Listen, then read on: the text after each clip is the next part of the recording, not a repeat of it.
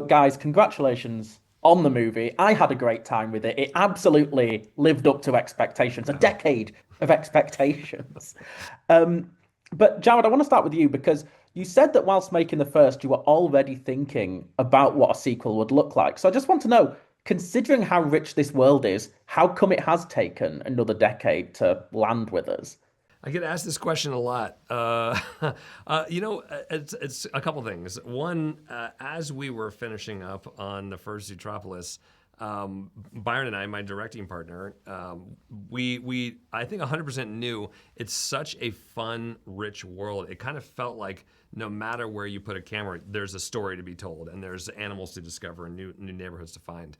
But as we wrapped up, we started talking about the movie Encanto, which is the first movie that Yvette and I, as a producer, that she worked on with me, and our movies take about 4 to 5 years to make. So Encanto is 5 years, and then as soon as Encanto is wrapping up, we get into Zootropolis 2. And so that's your 9-10 year span right there. But I'd say that we never stopped thinking about it. And a really fun thing is I actually never stopped writing character voices, because in the middle of even Encanto, we were working on the new Zootropolis themed land in the Shanghai park. And so we were writing new stories for them there. There was a Zootropolis Plus show on Disney Plus, and so there was new stuff to write there. So weirdly for me, people feel this 9-10 year gap, but actually the entire time I was living with these characters and having the best time. I mean, Yvette, as a producer, were you still just saying, Jared, get this done faster, get this done faster? Yes. Ed. Uh, well, I think you know, it's not. We joke at the rent. We're like, if you could just get it right the first time, everything would be so easy. Yeah. But really, Yeah. it really is. We understand it's a process to kind of get the story to where it needs to get done, where it needs to be, and we look at it, doing anything the first time is always super difficult. Doing a first draft of the script, I know, is super difficult. So I want to make sure that Jared has the time to work on it and to deliver it. But then once that is done, it's really considered a living document that continues to evolve. And our process is that we screen our films, and then we get a bunch of notes, and we kind of tear it all apart, and we write it again. And so really I look at that first script just as a jumping off point, and the script will continue to grow and expand and contract and evolve until we get to the story that we need to be at. Yeah. So let's just talk about the development of the story because this time, I mean, you explore so many new areas of Zootropolis this time. So I want to know if the mystery emerged first, or if you were sort of writing around what areas and what members of the animal kingdom you wanted to explore first. Well, it's a little bit of both, and I think, like Yvette was saying earlier, it's a non-linear path that we take. So I think early on, 100% we knew that we wanted to bring reptiles into this story. That's something that Byron and I talked about, 10 years ago, that of course reptiles exist in this world. The real question was, why did we not see them in the first film? And we wanted to use that as the basis of this mystery, so that we didn't want to tell a story where it negated something from the first film, but it felt like it actually deepened it. And so that we knew that was a target, and we put that target aside.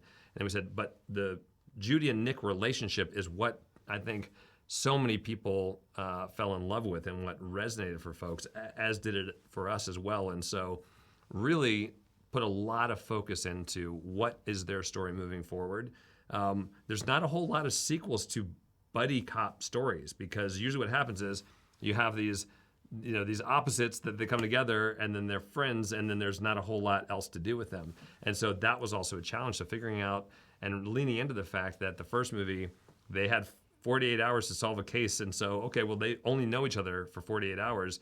That challenge became really fun for us, and we could really lean into the fact that, they actually don't really know each other as well as you might think. And it was really fun to kind of look at that dynamic and figure out, what was the trouble spots. And then to your question about which neighborhoods, really what we wanted to do is put them in as many situations that would make them uncomfortable, to pressure test their dynamic, and have some of these tiny little fractures start to present themselves more and more so that they could get to this deeper place and ultimately come back together stronger. Yeah, I mean, just want to stay on the buddy cop aspect for a second because, again, like the first movie, I was thinking of so many classic buddy cop movies whilst watching the movie, and again, it's great to hear that there was such an influence. But as you said, sequels to buddy cop movies don't work because you can't replicate the formula twice. So I was just wondering, what were you looking at for inspiration to keep that buddy cop? Are there any buddy cop sequels that form the template for this movie?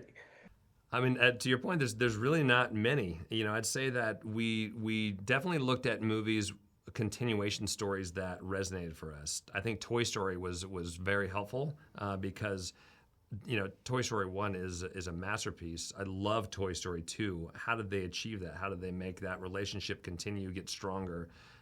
And sometimes it's bringing in new characters to push on your characters that pre-exist to find things. So, you have a character like Gary the Snake coming in. He's more Judy than Judy is. He's even more optimistic, so that kind of holds up a mirror to Judy. We also have Nibbles Maplestick, who's this crazy beaver character who knows parts of Zootopia better than Nick does. That means he has to rely on someone else, not him. That's really hard for him to do. And so I'd say that was really helpful looking at that. Obviously, Lethal Weapon is something that I grew up on, and you'll definitely see echoes of that in this film.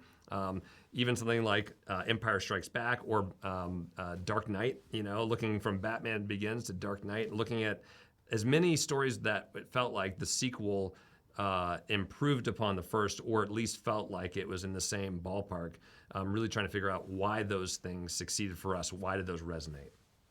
So, a bit of a silly question that I wasn't expecting to ask, but I've heard a few critics talk about it. I've seen a critic for the New York Times reference this in a tweet, but some people are regarding the relationship between Nick and Judy this time as resembling a will they, won't they?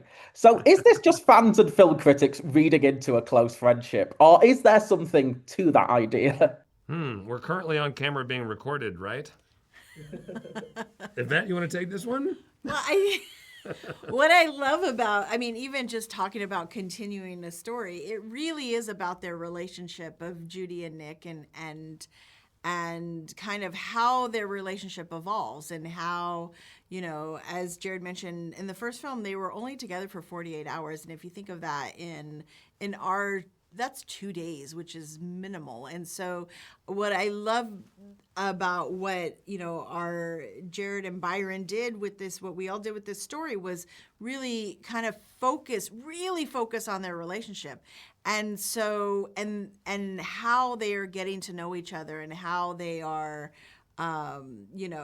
learning that they view things differently. I think with any relationship, you go through that moment and you either retreat and say, well, they're just too different than me, or you can kind of dive in and really try to understand those differences.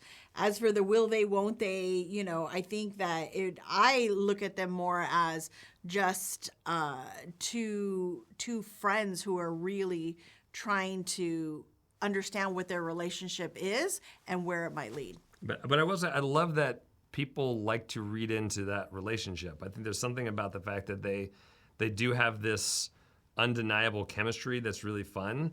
And as we were working on the story, it was fun to try to find a path through where whether you wanted that to happen, whether you're the kind of fan that really wants that, or you're the kind of fan that's like, I don't want that. This story, I think you can read either version of that into this movie. Well, I've been told my time is up, and what a great question to wrap on. But guys, congratulations again on the movie. Hopefully speaking to you again soon for what the post-credits suggests could be a Zootropolis 3. Interesting. I look forward to that maybe or maybe not happening. But guys, congratulations again. A pleasure chatting to you. Thank you. Thanks.